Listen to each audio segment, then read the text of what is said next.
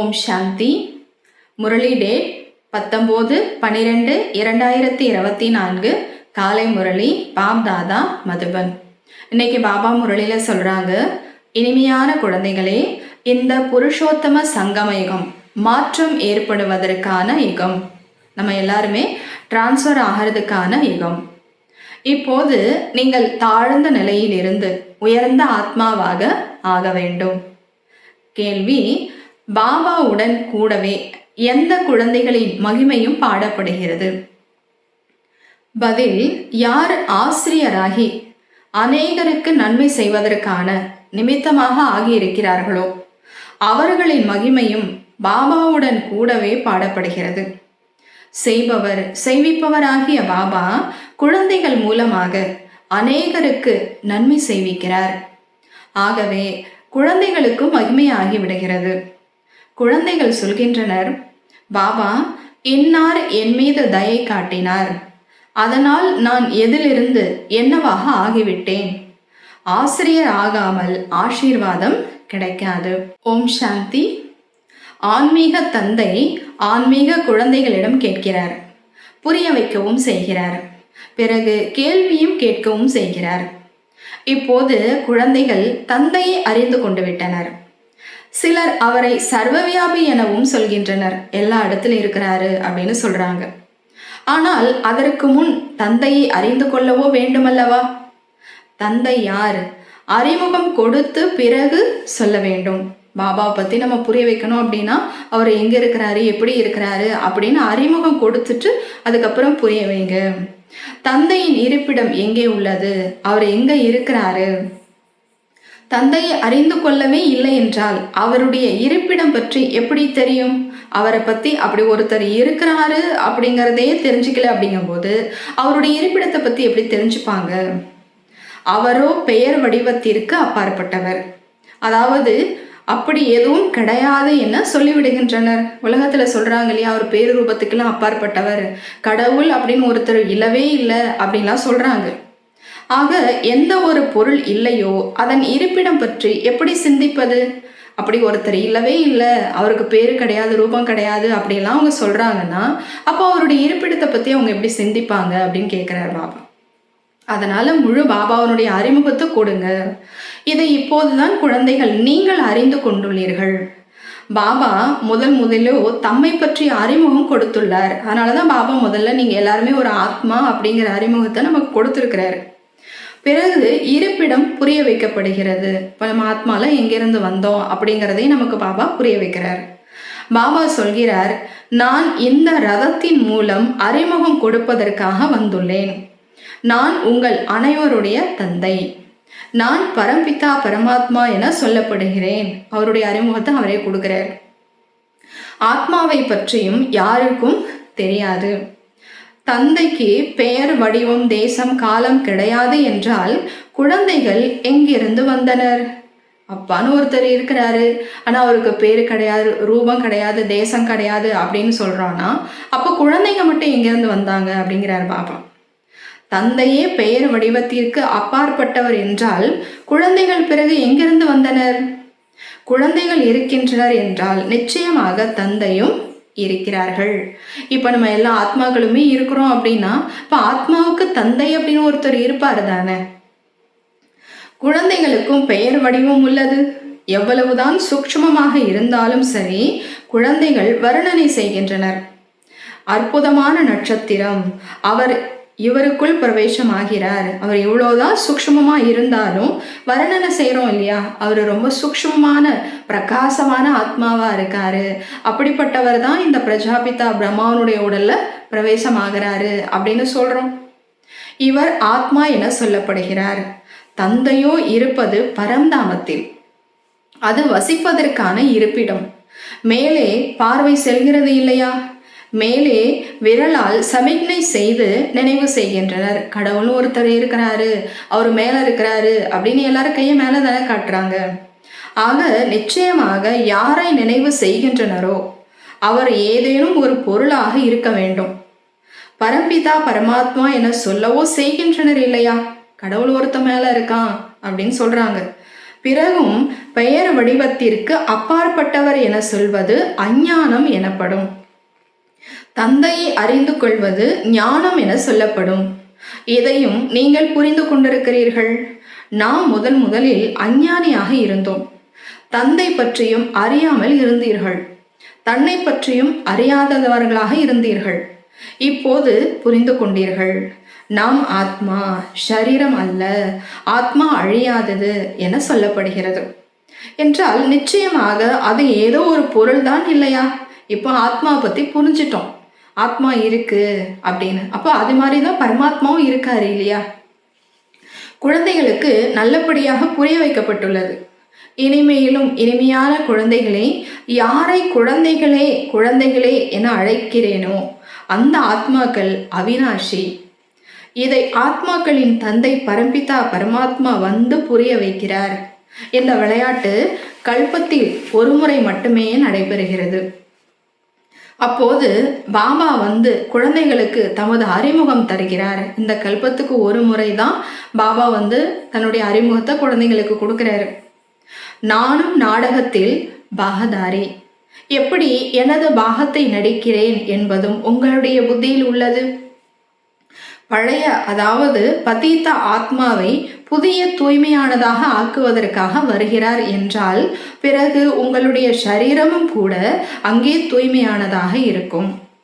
இதுவோ புத்தியில் உள்ளது இல்லையா? இப்பொழுது நீங்கள் பாபா பாபா என்று சொல்கிறீர்கள். இந்த பாகம் நடைபெற்று கொண்டுள்ளது இல்லையா? பாபா வந்து தன்னுடைய அப்பா அப்படிங்கிற பாற்றை இப்போ ப்ளே பண்ணிட்டு இருக்காரு இல்லையா? ஆத்மா சொல்கிறது பாபா வந்து விட்டார், குழந்தைகளாகிய நம்மை சாந்திதாம் வீட்டிற்கு அழைத்து செல்வதற்காக. சாந்திதாமத்திற்கு பின் சுகதாமம், சாந்திதாமத்திற்கு பிறகு துக்கதாமம் இருக்க முடியாது. புது உலகத்தில் சுகம் என்றுதான் சொல்லப்படுகிறது. இந்த தேவி தேவதைகள் சைத்தன்யமாக இருந்து இவர்களிடம் யாராவது நீங்கள் எங்கே வசிப்பவர்கள் என கேட்டால் நாங்கள் சொர்க்கத்தில் வசிப்பவர்கள் என சொல்வார்கள். இப்போது இந்த ஜடமூர்த்திகளோ அதுபோல் சொல்ல முடியாது. நீங்களோ சொல்ல முடியும், நாங்கள் அசலில் சொர்க்கத்தில் வசிக்கும் தேவி தேவதைகளாக இருந்தோம். பிறகு 84 பிறவி சக்கரத்தை சுற்றி இப்பொழுது சங்கம யுகத்திற்கு வந்துள்ளோம். இது மாற்றலாகி செல்வதற்கான புருஷோத்தம சங்கமயுகம் ஆகும். குழந்தைகள் அறிவீர்கள், நாம் மிகவும் உத்தம ஆத்மாவாக ஆகிறோம். நாம் ஒவ்வொரு 5000 ஆண்டுகளுக்கு பிறகும் சத்தோ பிரதானமாக ஆகிறோம். சத்தோ பிரதானமும் கூட நம்பர்வார் என்றுதான் சொல்வார்கள். ஆக இந்த பாகம் முழுவதும் ஆத்மாவுக்கு கிடைத்துள்ளது. நான் ஆத்மா 84 பிறவிகள் எடுக்கிறேன். நான் ஆத்மா வாரிசுகள். வாரிசு எப்போதும் ஆண்களாக இருப்பார்கள், பெண்கள் இருப்பதில்லை. ஆக இப்போது குழந்தைகள் நீங்கள் இதை பக்காவாக புரிந்து கொள்ள வேண்டும். நாம் ஆத்மாக்கள் அனைவரும் ஆண்கள். ஆத்மால வந்து பெண்பாலே கிடையாது, ஆத்மா எல்லாமே ஆண்பால் தான். அனைவருக்கும் எல்லையற்ற தந்தையிடமிருந்து ஆஸ்தி கிடைக்கின்றது. எல்லைக்குட்பட்ட லௌகிக்க தந்தையிடமிருந்து ஆண் குழந்தைகளுக்கு மட்டுமே ஆஸ்தி கிடைக்கிறது, பெண் குழந்தைகளுக்கு அல்ல. ஆத்மா எப்போது பெண்ணாகவோ ஆகும் என்பது கிடையாது. ஆத்மா வந்து ஒரே மாதிரி தான் இருக்கும். பாபா புரிய வைக்கிறார், ஆத்மாக்களாகிய நீங்கள் சில சமயம் ஆண்களின் சரீரத்தையும் சில சமயம் பெண்களின் சரீரத்தையும் எடுக்கின்றீர்கள். இந்த சமயம் நீங்கள் அனைவரும் ஆண்கள். அனைத்து ஆத்மாக்களுக்கும் ஒரு தந்தையிடமிருந்து ஆஸ்தி கிடைக்கிறது. அனைவரும் ஆண் குழந்தைகளே தான். அனைவரின் தந்தை ஒருவர்தான். தந்தையும் சொல்கிறார், ஏ குழந்தைகளே, ஆத்மாக்கள் நீங்கள் அனைவரும் ஆண்கள், என்னுடைய ஆன்மீக குழந்தைகள் நீங்கள். பிறகு நீங்கள் பாகத்தில் நடிப்பதற்காக ஆண் பெண் இருவருமே வேண்டும். அப்போதுதான் மனித சிருஷ்டியின் விருத்தி ஏற்படும். இவ்விஷயங்களை உங்களை தவிர வேறு யாரும் அறிந்திருக்கவில்லை. நாம் அனைவரும் சகோதரர்கள் என சொல்லவோ செய்கிறார்கள், ஆனால் அர்த்தத்தை புரிந்து கொள்ளவில்லை. இப்போது நீங்கள் சொல்கிறீர்கள், பாபா உங்களிடம் இருந்து அநேக தடவை ஆஸ்தி பெற்றிருக்கிறோம். ஆத்மாவுக்கு இது பக்கா உறுதியாகி விடுகின்றது. ஆத்மா தந்தையை நிச்சயமாக நினைவு செய்கிறது. ஓ பாபா, இரக்கம் காட்டுங்கள், பாபா, இப்போது நீங்கள் வாருங்கள், நாங்கள் அனைவரும் உங்கள் குழந்தைகளாக ஆவோம். தேகத்துடன் கூடவே தேகத்தின் அனைத்து சம்பந்தங்களையும் விட்டு நாங்கள் ஆத்மா உங்களை மட்டுமே நினைவு செய்வோம். பாபா புரிய வைத்துள்ளார். தன்னை ஆத்மா என உணர்ந்து தந்தையாகி என்னை நினைவு செய்யுங்கள். பாபாவிடமிருந்து நாம் ஆஸ்தியை எப்படி பெறுகிறோம்? ஒவ்வொரு 5000 ஆண்டுகளுக்கு பிறகும் நாம் தேவதையாக எப்படி ஆகிறோம்? இதையும் அறிந்து கொள்ள வேண்டும் இல்லையா? சொர்க்கத்தின் ஆஸ்தி யாரிடமிருந்து கிடைக்கிறது? இதை இப்போதுதான் நீங்கள் புரிந்து கொள்கிறீர்கள்.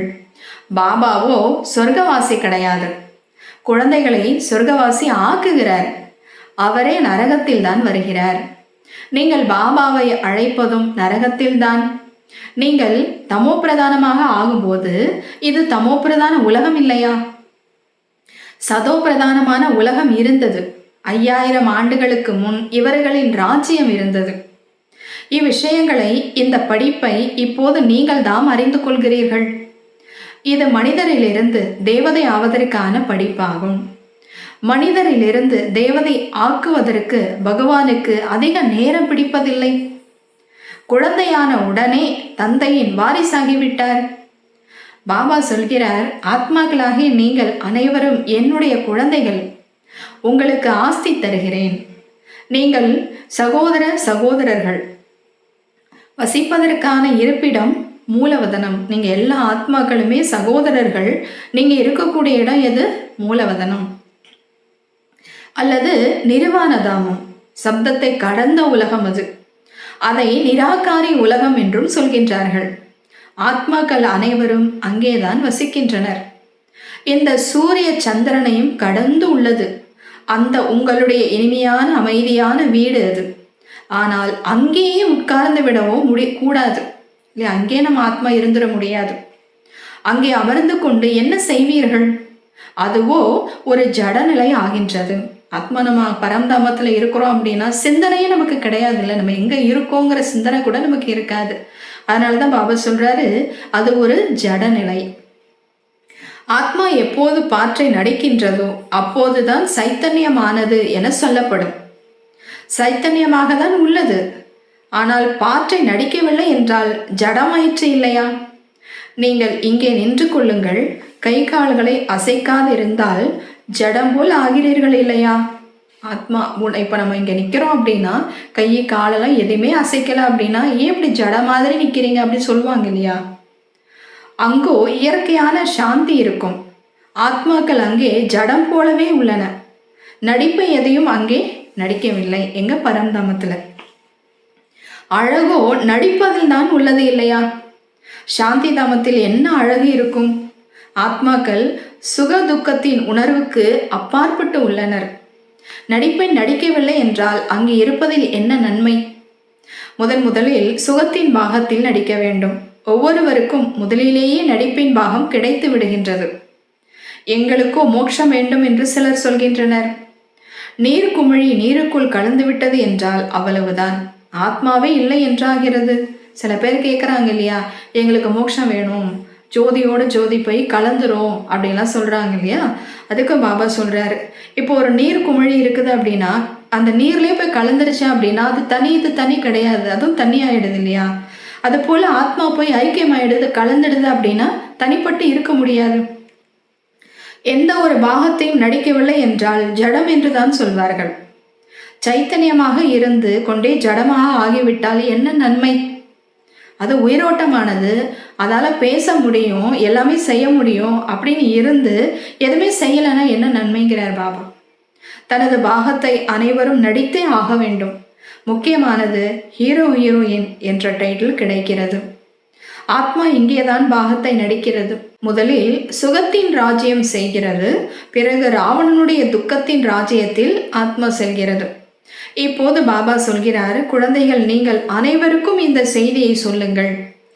ஆசிரியராகி மற்றவர்களுக்கும் புரிய வையுங்கள். யார் ஆசிரியராக ஆவதில்லையோ அவர்களின் பதவி குறைந்ததாக ஆகிவிடும். ஆசிரியராக ஆகாமல் யாருக்கும் ஆசீர்வாதம் எப்படி கிடைக்கும்? நம்ம 4 பேருக்கு பாபாவை பற்றி அறிமுகம் நல்ல விஷயத்த சொன்னாதானே இவங்க இந்த மாதிரி என்னை மாற்றினாங்க, என்னுடைய மனசு இப்படி சொல்லும்போது என்னுடைய மனசு அமைதியாச்சு, நாங்கள் மாறினோம் அப்படின்லாம் சொல்லுவாங்க. அவங்க மனசுல இருந்து ஆசீர்வாதம் கிடைக்கும். யாருக்காவது பைசா கொடுத்தால் அவர்களுக்கு குஷி ஏற்படும் இல்லையா?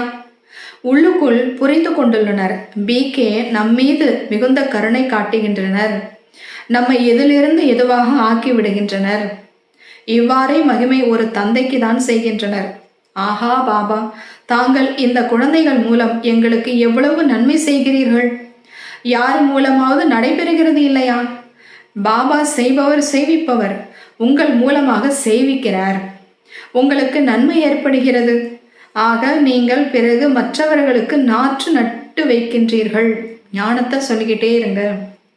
யார் எப்படி எப்படி சேவை செய்கின்றாரோ அவ்வளவு உயர்ந்த பதவி பெறுகிறார்கள். ராஜாவாக ஆக வேண்டுமானால் பிரஜைகளை உருவாக்க வேண்டும். பிறகு யார் நல்ல நம்பரில் வருகின்றனரோ அவர்களும் ராஜா ஆகின்றனர். மாலை உருவாகிறது இல்லையா? தன்னைத்தான் கேட்க வேண்டும், நாம் எந்த நம்பரில் வருவோம்? 9 ரத்தினங்கள் முக்கியமானவை இல்லையா?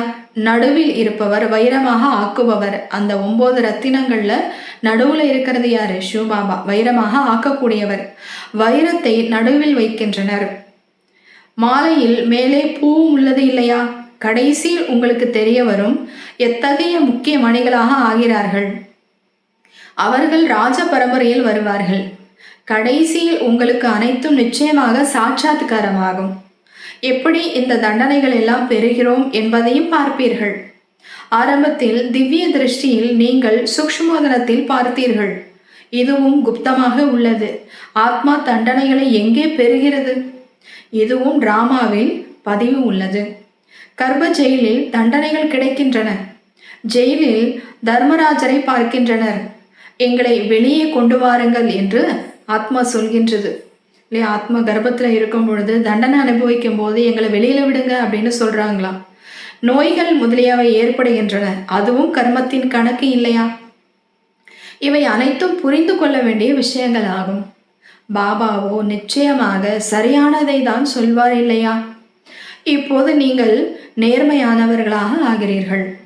யார் பாபாவிடமிருந்து சக்தி பெறுகிறார்களோ அவர்கள்தான் நேர்மையானவர்கள் என சொல்லப்படுகிறார்கள். நீங்கள் உலகத்தின் எஜமானர் ஆகிறீர்கள் இல்லையா? அங்கே எவ்வளவு சக்தி இருக்கிறது. தொந்தரவுகள் முதலியானவற்றின் எந்த ஒரு விஷயமும் அங்கே இருக்காது. சக்தி குறைவு என்றால் எவ்வளவு தொந்தரவுகள் ஏற்படுகின்றன. குழந்தைகளாகி உங்களுக்கு அரை கல்பத்திற்கான சக்தி கிடைக்கிறது. பிறகும் கூட நம்பர்வார் புருஷார்த்தத்தின் அனுசாரம்தான். ஒரே மாதிரியான சக்தியை அடைய முடியாது. ஒரே மாதிரியான பதவியும் பெற முடியாது. இதுவும் முதலிலேயே விதிக்கப்பட்டதாகும். டிராமாவில் அனாதையாக விதிக்கப்பட்டுள்ளது. சிலர் கடைசியில் வருகின்றனர். ஓரிரு பிறவிகள் எடுத்த பின்பு சரீரம் விட்டு விடுகின்றனர். எப்படி தீபாவளியின் போது கொசுக்கள் உள்ளன. இரவில் பிறந்து காலையில் இறந்து விடுகின்றன. அவையோ எண்ணற்றவைகளாக உள்ளன. முதலில் வரும் ஆத்மாக்களுக்கு ஆயுள் அதிகமாக உள்ளது. குழந்தைகளாகி உங்களுக்கு குஷி இருக்க வேண்டும். நாம் மிக அதிக ஆயுள் உள்ளவர்களாக ஆவோம். நீங்கள் முழு பாகத்தையும் நடிக்கின்றீர்கள். நீங்கள் எப்படி முழு பாகத்தை நடிக்கிறீர்கள் என்பது பற்றி பாபா உங்களுக்கு சொல்லி புரிய வைக்கிறார். படிப்பின் அனுசாரம் மேலிருந்து பாற்றை நடிப்பதற்காக வருகிறீர்கள். உங்களுடைய இந்த படிப்பே புது உலகத்திற்கானது. பாபா சொல்கிறார், அநேக தடவைகள் உங்களுக்கு படிப்பித்திருக்கிறேன். இந்த படிப்பு அவிநாசி ஆகிவிடுகின்றது. அரை கல்பம் நீங்கள் பயனை அனுபவிக்கின்றீர்கள். அந்த அழியக்கூடிய படிப்பின் மூலம் சுகம் அல்ப காலத்திற்கு தான் கிடைக்கிறது. இப்போது யாராவது வக்கீல் ஆகிறார் என்றால் பிறகு கல்பத்திற்கு பிறகுதான் வக்கீல் ஆவார்கள். அடுத்த கல்பத்தில் தான் அவர் வக்கீல் ஆவார். அடுத்த பிறவியில் அவர் வக்கீலாகவே இருப்பார் அப்படிங்கிறதெல்லாம் கிடையாது. இதையும் நீங்கள் அறிவீர்கள். அனைவருக்கும் என்னென்ன பாகம் இருந்ததோ அதே பாகத்தை கல்பம் கல்பமாக நடித்து கொண்டே இருப்பார்கள். தேவதையானாலும் சரி, சூதரனானாலும் சரி, ஒவ்வொருவரின் பாகமும் கல்பம் கல்பமாக நடந்தது போலவே அதேதான் இருக்கும். அதில் எந்த ஒரு வேறுபாடும் இருக்காது. ஒவ்வொருவரும் அவரவர் பாகத்தை நடித்து கொண்டே இருக்கின்றனர். இது முழுவதும் உருவாக்கப்பட்ட ஒரு விளையாட்டு. புருஷார்த்தம் பெரிதா பலன் பெரிதா என கேட்கின்றனர். இப்போது புருஷார்த்தம் முயற்சி இல்லாமலோ பலன் கிடைப்பதில்லை. டிராமாவின் அனுசாரம் புருஷார்த்தத்தினால் பலன் கிடைக்கிறது. ஆக சுமை முழுவதும் டிராமாவின் மீதுதான் வந்து விடுகிறது. புருஷார்த்தம் சிலர் செய்கின்றனர், சிலர் செய்வதில்லை. வரவும் செய்கின்றனர், பிறகு புருஷார்த்தம் செய்வதில்லை என்றால் பலன் கிடைப்பதில்லை. முழு உலகிலும் என்ன நடிப்பு நடைபெறுகின்றதோ அது முழுவதும் உருவாக்கப்பட்ட டிராமா. ஆத்மாவுக்குள் முதலிலேயே பாகம் விதிக்கப்பட்டுள்ளது. ஆரம்பத்திலிருந்து கடைசி வரை எப்படி ஆத்மாவாகிய உங்களுக்குள் 84 பிறவிகளின் பாகம் அடங்கியுள்ளது. வைரமும் உருவாகின்றது, சோழி போலவும் உருவாகின்றது. இந்த அனைத்து விஷயங்களையும் நீங்கள் இப்போதுதான் கேட்கின்றீர்கள். பள்ளிக்கூடத்தில் யாராவது ஃபெயில் ஆகிவிட்டார், இவர் புத்தியற்றவர் என சொல்வார்கள். தாரணை ஆவதில்லை. இது வெரைட்டி மரம், வெரைட்டி தோற்ற அமைப்புகள் என்று சொல்லப்படுகிறது. இந்த மனித சிருஷ்டி மரம் அப்படிங்கிறது எல்லாமே வித்தியாசமானது. இந்த வெரைட்டி மரத்தை பற்றிய ஞானத்தை பாபா தான் புரிய வைக்கிறார். இந்த வித்தியாசமான மரத்தை பற்றி பாபா தான் நமக்கு புரிய வைக்கிறார். கல்ப விருட்சத்தை பற்றியும் புரிய வைக்கிறார். ஆலமரத்தின் உதாரணமும் இதை பற்றி உள்ளது. அதனுடைய கிளைகள் அதிகம் பரவுகின்றன. குழந்தைகள் புரிந்து கொண்டுள்ளனர், ஆத்மாவாகிய நாம் அழியாதவர்கள். ஷரீரமோ விநாசமாகிவிடும். ஆத்மாதான் தாரணை செய்கிறது. ஆத்மா 84 பிறவிகள் எடுக்கிறது. ஷரீரமும் மாறிக்கொண்டே செல்கிறது. ஆத்மா அதேதான். ஆத்மாதான் வெவ்வேறு ஷரீரங்களை எடுத்து பாகத்தை நடிக்கிறது. இது புது விஷயம் இல்லையா? குழந்தைகளாகிய உங்களுக்கும் கூட இப்போது இந்த புரிதல் விளக்கம் கிடைத்துள்ளது. கல்பத்திற்கு முன்பும் கூட இதுபோல் புரிந்து கொண்டிருந்தீர்கள். பாபா வருவதும் கூட பாரதத்தில்தான். நீங்கள் அனைவருக்கும் செய்தி கொடுத்து கொண்டே இருக்கிறீர்கள். செய்தி கிடைக்காதவர்கள் என்றும் யாருமே இருக்க மாட்டார்கள். செய்தியை கேட்பது அனைவருக்குமான உரிமையாகும். பிறகு பாபாவிடமிருந்து ஆசியும் பெறுவார்கள்.